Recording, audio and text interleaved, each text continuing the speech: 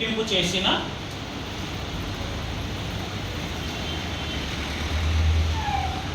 దాని వైశాల్యంలో మార్పు,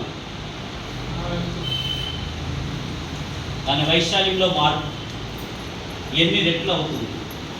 దాని వైశాల్యంలో మార్పు ఎన్ని రెట్లు అవుతుంది? అది ఇదే క్వశ్చన్. మంచి క్వశ్చన్, ఆలోచించండి ఒకసారి. ఒక చతురస్రాక భుజాన్ని రెట్టింపు చేస్తే, ఒక చతురస్రాక భుజాన్ని రెట్టింపు చేస్తే దాని యొక్క వైశాల్యం అనేది ఎన్ని రెట్లు పెరుగుతుంది? ఓకే, ఈ భుజం మనం ఎక్స్ అనుకున్నాం, చెప్తా ఏ అనుకున్నా పోనీ. ఓకే, దాని భుజాన్ని మనం ఏ అనుకున్నాం. ఇంకొక చతురస్రం తీసుకుందాం. ఓకే, ఏం చేయమన్నాడు ఇక్కడ? చతురస్రాక భుజాన్ని రెట్టింపు చేయమన్నాడు. That is 2a. ఇక్కడ ఏ అయితే ఏమవుతుంది? 3 రెట్లు చేయమన్నాడు అనుకోండి, 4 రెట్లు చేయమన్నాడు. ఇట్లా ఏది చేసినా ఒకటే, జాగ్రత్త. ఒక చతురస్రాక భుజాన్ని రెట్టింపు చేస్తే దానికి వైశాల్యం కడదాం. ఎంత వచ్చింది? a².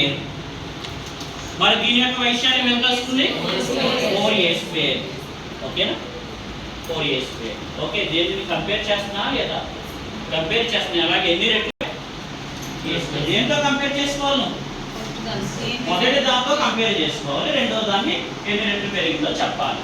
ఓకేనా? a² cancel. ఎన్ని రెట్లు పెరిగిందండి? ఎప్పుడైనా అడిగాడు ఈ క్వశ్చన్ మిమ్మల్ని? నవోదయ వాడికి అడిగినటువంటి క్వశ్చన్. సరే, ఎలాంటిది అడిగాడు? చాలా చెప్తుంది. ఓకేనా? ఆ 5వ తరగతి పిల్లలు 4 కంప్లీట్ చేసి, అది 5 కంప్లీట్ చేసి 6లోకి వెళ్ళాలి. వాడి క్వశ్చన్ చూడండి. ఒక చతురస్రాక భుజాన్ని రెట్టింపు చేస్తే దాని వైశాల్యంలో మార్పు ఎన్ని